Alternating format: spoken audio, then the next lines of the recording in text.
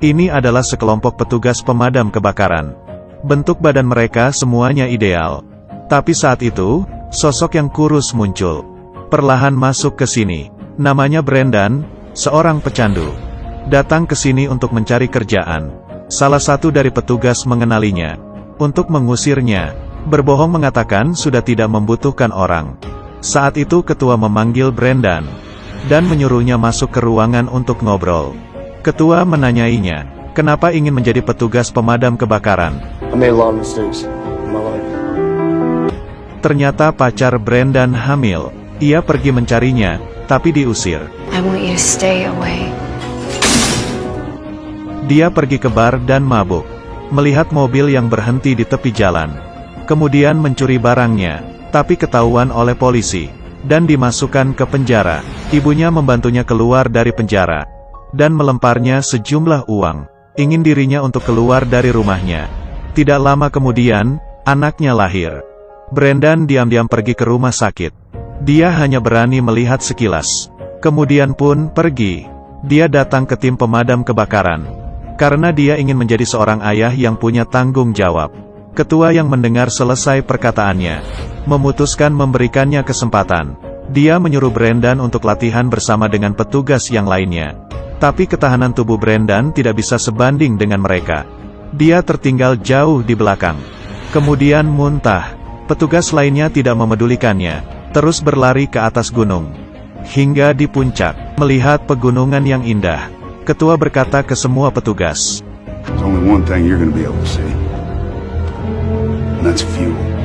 semua petugas pun turun ke bawah. Di perjalanan bertemu dengan Brendan. Dia baru berlari setengah perjalanan.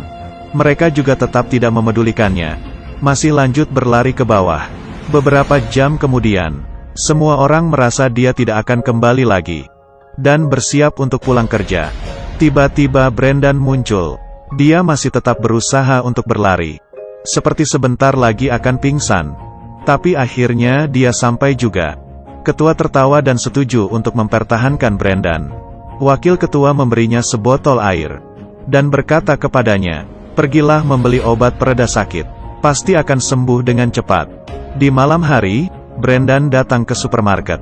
Dan berhenti di suatu rak. Kemudian ia membawa kantong besar yang berisi keperluan bayi. Dan meletakkannya di depan rumah pacarnya. Lalu pergi dari sana. Dia tidak membeli obat pereda sakit. Karena dia sudah menghabiskan semua uangnya. Untuk keperluan anaknya. Brendan mulai latihan bersama dengan petugas lainnya. Alhasil membuat kesalahan sehingga semua petugas dihukum. Salah seorang petugas sangat marah. Dia memarahi Brendan tidak memiliki otak. Karena dia selalu tidak bisa menjawab pertanyaan dengan benar. Brendan hanya diam saja. Dan melanjutkan hukumannya. Tapi si pria tersebut terus memarahinya. Mengatakan mantan pacar Brendan tidak punya selera. Brendan pun marah dan melemparnya ke tanah. Ketua menghentikannya. Kalau dia memukulnya, ia akan dikeluarkan dari tim. Akhirnya Brendan pun melepaskannya. Dan berjalan sendiri ke tempat awal menerima hukuman. Petugas lainnya berkata ke si pria tersebut. Tiap kali selesai menjalankan misi, Brendan akan selalu membawa barang untuk anaknya. Mendengar anaknya yang menangis, dia akan berhenti, dan diam-diam mendengarnya, kemudian pergi. Kali ini juga sama, Brendan meletakkan barang lalu pergi. Tapi kali ini pintu terbuka. Mantan pacarnya menghampirinya sambil menggendong anaknya. Dia menyuruh Brendan untuk menggendong anaknya. Dia pun menolak, karena badannya kotor. Tapi mantan pacarnya tetap memberikan anaknya kepada Brendan. Melihat anak yang digendongnya, ia pun menangis. Kalian pernah melihat kebakaran gunung seperti ini? Gunung itu ditutupi oleh api. Penuh dengan asap kebakaran. Pesawat tidak berhentinya goyang. Brendan sedikit takut. Petugas lainnya sudah mulai muntah. Tapi ketua masih dengan muka datarnya.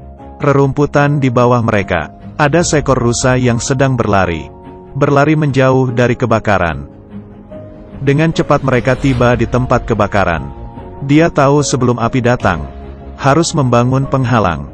Ketua memutuskan untuk menggunakan api melawan api. Tapi pemeriksa tidak setuju. Dia mengatakan ke ketua, dengan begini akan membuat api semakin besar. Dia sudah memiliki pengalaman selama 40 tahun lebih. Tidak ada orang yang lebih mengerti daripadanya. Ketua emosi dan memarahinya, sehingga pemeriksa yang dimarahi itu pun pergi. Ketua tanpa ragu dan langsung menyalakan api. Api masih belum cukup. Brendan kemudian melempar petasan. Dengan cepat api pun semakin besar. Percikan api mulai bertebaran di dekat petugas, menyambut api yang datang dari gunung. Di pertengahan api pun semakin kecil. Cara ketua pun berhasil. Tugas mereka selesai. Dengan cepat pesawat datang menjemput mereka. Saat itu petugas lain menyadari pengait helm Brendan lepas. Tanpa itu mereka tidak boleh naik pesawat. Wakil ketua di sebelah pun mengeluarkan isolasi dan mengikatnya dengan helm Brendan. Melihat dia yang seperti itu, semua orang pun tertawa. Mereka kembali ke markas dan menyimpan barang-barang, tapi ketua di dalam ruangannya dengan emosi melemparkan kursi hingga rusak, tapi tidak berhasil. Di kebakaran sebelumnya, mereka bertemu dengan pelopor dan ditertawakan karena mereka hanyalah tim magang. Tidak ada kualifikasi untuk memadamkan api. Alhasil api itu mulai merambat ke kota. Banyak orang yang tidak bisa kabur. Setelah kejadian itu, dia meminta tolong ke temannya, sehingga baru mendapatkan kesempatan untuk penilaian. Demi penilaian kali ini, mereka berlatih 4 tahun penuh. Tapi sekarang ia malah memarahi pemeriksa. Ia tidak bisa apa-apa dan duduk di pojokan. Saat itu temannya datang. Ternyata meski pemeriksa sangat marah, tapi ia terharu dengan tindakan sekelompok orang muda ini. Ketua pun melepaskan tempelan kata magang di mobilnya. Sejak itu, mereka bukan lagi hanya tim magang. Mereka menjadi kebanggaan di kota. Penduduk kota demi mereka merayakan pesta. Karena di tempat terjadi kebakaran, pasti akan ada mereka. Mereka melawan api dengan api. Membuat penghalang api. Kebakaran sebesar apapun bisa dihalangi. Mereka akan duduk di tepi tebing dan melihat tempat kebakaran. Kemudian pohon yang terjatuh ke bawah menjadi percikan api. Seperti sedang melihat pertunjukan kembang api.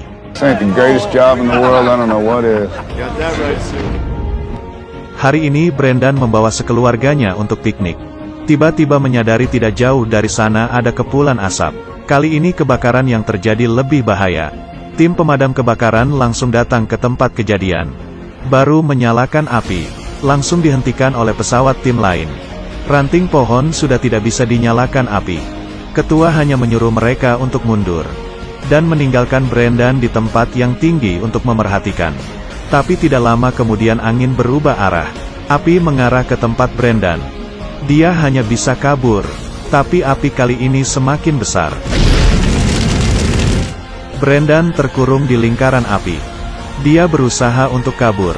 Di depannya juga banyak titik api. Kepulan asap membuatnya untuk susah bernapas. Matanya sama sekali tidak bisa dibuka. Saat itu sebuah mobil muncul di depannya. Tim penolong akhirnya sampai. Brendan berhasil kabur. Tapi di sisi lain, tim pemadam kebakaran menghadapi tantangan yang lebih susah. Mereka berpikir untuk mundur hingga ke peternakan. Tapi saat melihat ke gunung ia menyadari, api sudah mau merambat ke sini. Dia memerintahkan untuk menghubungi tim di kota. Tapi waktu sama sekali tidak cukup. Api sudah mengelilingi mereka. Saat itu tiba-tiba ketua menyadari, pesawat air alkohol sedang berada di atas mereka. Dia berteriak minta tolong. Tapi asap menghalangi pandangan pesawat. Sama sekali tidak menyadari keberadaan mereka. Mereka hanya bisa menolongi diri sendiri. Ketua menyuruh mereka untuk membuat lapisan anti-api. Mereka meletakkan muka di tanah yang dingin. Hanya dengan bisa bernapas, berarti mereka memiliki kesempatan untuk hidup. Para petugas saling menyemangati, karena di rumah masih ada yang menunggu mereka pulang. Setelah api padam, tim pencari akhirnya menemukan mereka. Tapi di tempat kejadian hanya ada beberapa benda, dan 19 mayat yang sudah terbakar. Situasi menjadi buruk. Telepon dari tangan Brendan jatuh. Dia tidak berdaya, dan memukul semua barang yang ada di sekitarnya. Sakit, benci dan penyesalan. Semuanya bersatu di hatinya. Saat itu semua keluarga berada di aula. Mengetahui hanya ada satu orang yang selamat. Inilah satu-satunya harapan mereka.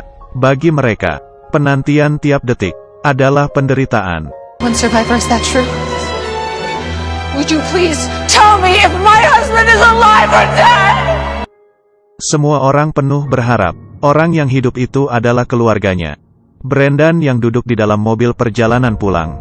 Petugas lain menyuruhnya untuk tidak perlu pergi. Tapi dia menolaknya. Dia adalah satu-satunya yang selamat. Dia tidak bisa kabur. Akhirnya mobil tiba di aula. Brendan perlahan-lahan jalan ke dalam. Tapi di saat dia masuk ke dalam, melihat muka beberapa keluarga yang penuh harapan, dia tidak bisa berkata apa-apa. Ia pun membalikkan badannya lalu pergi. Petugas lain datang untuk membantunya. Tapi didorongnya, dan keluar dari aula. Ia yang tidak berdaya pun terduduk di tanah. Istri ketua menghampirinya. Brendan berkata yang seharusnya mati adalah dia. Karena orang lain lebih baik dibandingkannya. Dia menangis seperti anak kecil.